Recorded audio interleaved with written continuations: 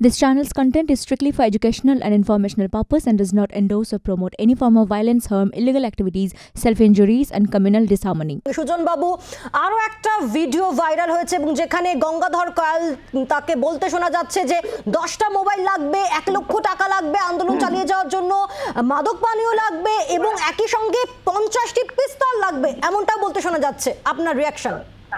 দেখুন, কিছু মনে করবেন না, এই রোজ এক চলছে সন্দেশখালী ভিডিও, কাউন্টার ভিডিও, আবার ভিডিও, কাউন্টার ভিডিও। কে এক গঙ্গাধর, সে কি কখন বলছে, কোন 72 জন মহিলা, তাদের কে কিভাবে কি করেছে, দিস অল বোগাস। এবং এন্টার রাজনীতিকে কলুষিত করার চেষ্টা করা হচ্ছে। রাজনীতিটা মানুষের জীবনের জন্য, রুচির জন্য।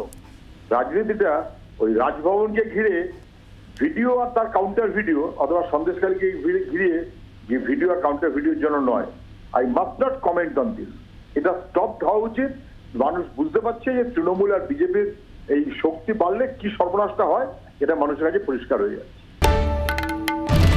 বাংলার আওয়াজ, বাঙালির আবেগ, জি 24 ঘন্টা।